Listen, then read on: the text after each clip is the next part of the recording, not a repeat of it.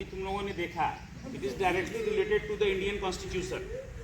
ये जो भारतीय संविधान है, written by mainly written by the doctor Bhimrao Ambedkar, and in the preamble it has been written very clearly. ये बहुत ही स्पष्ट रूप से लिखा हुआ है, no discrimination will be there on the caste, colour, region, religion और जेंडर।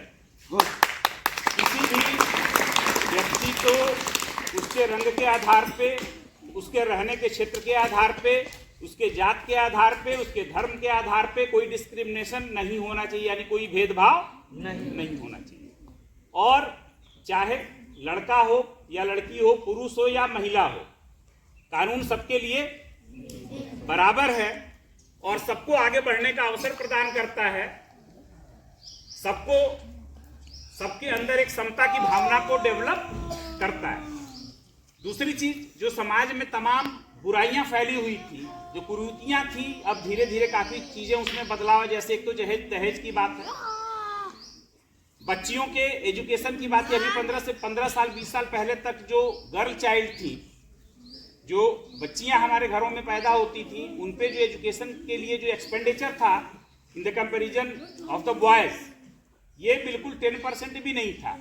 उनको गवर्नमेंट स्कूलों में पढ़ाया जाता था, प्राइवेट सेक्टर में भेजा ही नहीं जाता था और हायर एजुकेशन से वंचित रखा जाता था। लेकिन अब धीरे धीरे समाज में सजगता बढ़ी है, जागरूकता बढ़ी है, और अब देखोगे तो तुम लोगों के क्लास में लगभग सारी जगहों पे टॉप टू बॉटम, अगर या बॉटम टू टॉप देखा जाए, ऊपर से नीचे और नीचे से ऊपर, तो लड़कियों की संख्या भी लगभग लड़कों की संख्या के बराबर है। यानी अब जो समाज है वो काफी जागरूक हो गया है ना।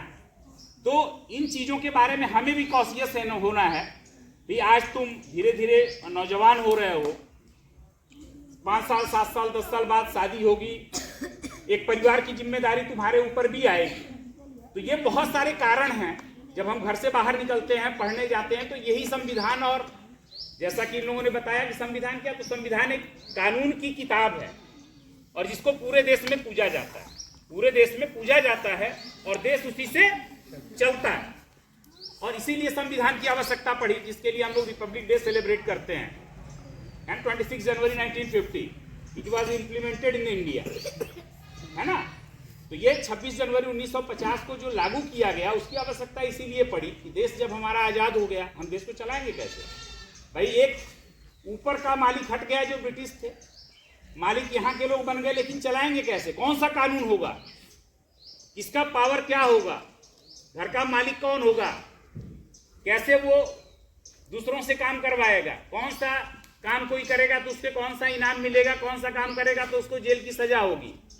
बहुत तरह की सारी चीजें, उसमें सारी चीजें देश को चलाने से संबंधित लिखी हुई हैं। और जो हमारा कॉन्स्टिट्यूशन, जो इंडियन कॉन्स्टिट्यूशन है, वो पूरे देश में सबसे बेहतर कॉन्स्टिट्यूशन माना जाता है, इसलिए कि सारे संविधान, दुनिया के सारे संविधान का पूरा एक विश्लेषण करने के बाद, जो हमारे जो उसकी कमिटी थी, इंडियन कॉन्स्टिट्यूशन को लिखने के लिए जो ड्राफ्टिंग कमिटी थी, उसमें बड़े विद्वान लोग थे। उन सारे लोगों ने दुनिया के सारे कॉन्स्टिट्यूशन का विश्लेषण किया और उसके बाद अपने देश का संविधान बनाया, जिसको हम आज लोग फॉलो करते हैं। तो अभी ये जो चीजें थी, अभी जो हुआ गर्ल एजुकेशन पे, गर्ल चाइल्ड एजुकेशन पे, फिर उनके ये जो डाउरी है, दहेज है, दहेज एक कुप्रथा है, एक अभिशाप है। बहुत अच्छे अच्छे घरों की बच्चियां, अगर उनके पास पैसा नहीं है तो शादी कैसे होगी। तो इसको दूर करना है। तो ये जो बेसिकली जो नाटक था इन लोगों का, जो संविधान में सबको एक समानता का अवसर समाज के संविधान के द्वारा दिया गया है, कहीं भी कोई भेदभाव नहीं है, पुरुष में, महिला में, लड़के में, लड़की में, सबको एक समान अवसर प्रदान करना, चाहे वो शिक्षा का हो, स्वास्थ्य का हो, नौकरी का हो, या रहन सहन का हो, आने जाने का हो, कहीं भी उसके आधार पे कोई भी डिस्क्रिमिनेशन, भेदभाव, डिस्क्रिमिनेशन का मतलब भेदभाव, ये नहीं होना चाहिए। ये जो अभी ड्रामा था और ये जो गीत थी, ये पूरी तरह से इन्हीं सारी चीजों को अपने आप में समेटे हुए।